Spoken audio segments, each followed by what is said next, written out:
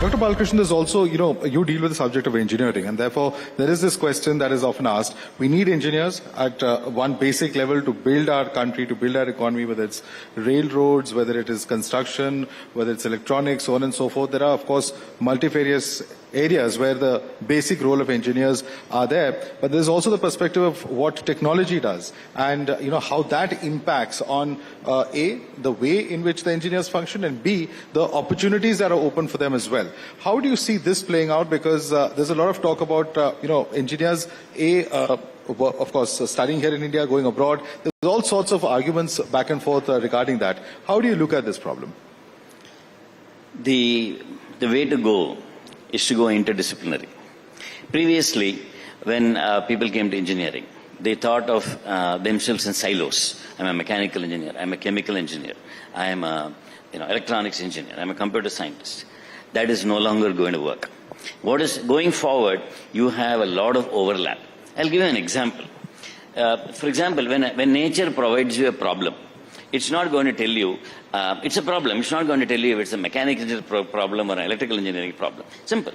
The flow of blood through the blood vessels, right? It's the flow of a liquid through a pipe. So it's a mechanical engineering problem, okay?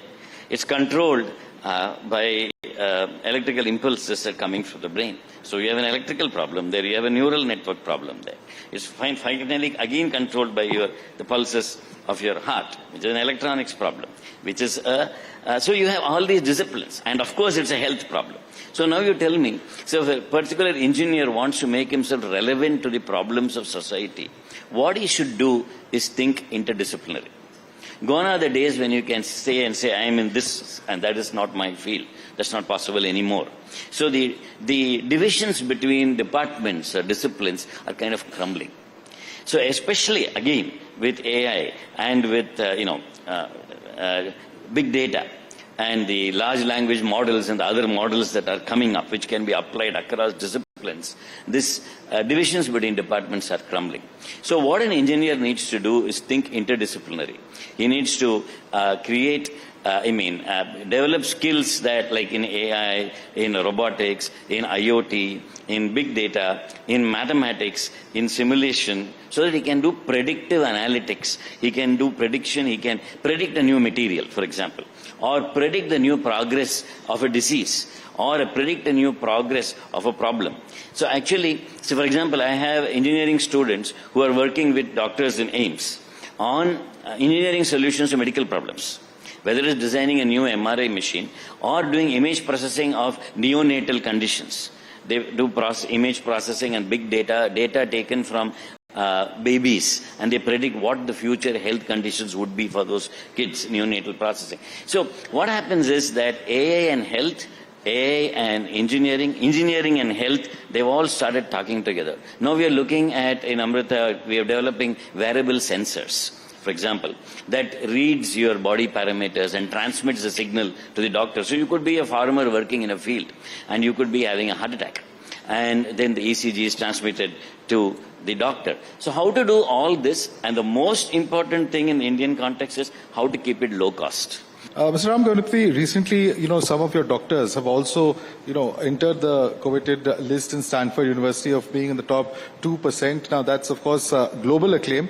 Are there lessons to be learned here for other medical facilities as well, in terms of actually, making a name, not just here in India, but also globally? Yeah, so across the 8 different campuses that Amrita has in the country, there are more than 20 faculty members who are part of this esteemed list. And 3 of them happen to be here at Amrita Hospital in Faridabad. One of the reasons that they are here is because, as part of the recruitment process itself, when we look at doctors to hire, we just don't look at the obviously, we look at the proficiency, the training, the educational qualifications, the experience, etc. But to have a good cultural fit with the organization, we look for something a little bit more. And that is an intent to give and serve with compassion, provide compassionate care, if you will, right? So we look for that. And we encourage these doctors. Obviously, they're from very esteemed institutions across the country and even from abroad. We have doctors who are part of our faculty right now who have come back from the US, from the UK, from Australia. So that's a good thing for us as in India, where we are getting these trained doctors coming back home, if you will. And they are encouraged to provide and mentor to the young students their experience, both from a practical perspective and also from a scientific perspective, from a research perspective. Because the intent is to create a future where their experience can then be carried forward by the younger generation who is coming on board. So that's what we look for. And hopefully, it can be a standard template for everybody else to follow if they want to create education institutions where you create people who can come out of it and be of value to the society through their contributions, through their research, and what they provide. All right, Dr. Balakrishnan, last question to you. There's been a lot of debate around NEP itself. In your subject area, what is the impact that you've seen of the national education policy? Okay. There are several wonderful features about NEP. And the interdisciplinary aspect, which they are emphasizing. The fact that a student can go from one discipline to another, carry an academic bank of credit and move around disciplines. I think that's very important. And I think that's a wonderful feature. So in Amrita, as early as 2019, we started these interdisciplinary programs. We have, for example, CSE and AI. Then we followed it up with robotics and AI. Now we have a new school of AI and data science.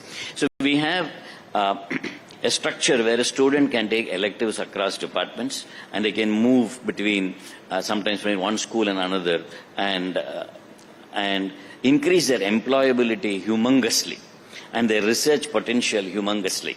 So, and then we also introduced a system called minors. So the person, so in NEP, that is another very important thing in NEP. A person can, even if you're in one department, you can take a set number of credits in another department, get a minor degree in the other field. I could be in mechanical, but I could get a minor degree in electronics or in AI or AI and DS and things like that, with specializations and minors. So that is a very, very good thing. And the capacity, the ability to study across disciplines and take different credits from different departments and to have a path that is not necessarily just stuck in one silo, that's a very important feature of NEP. Not only for NEP, but it's also very important for research.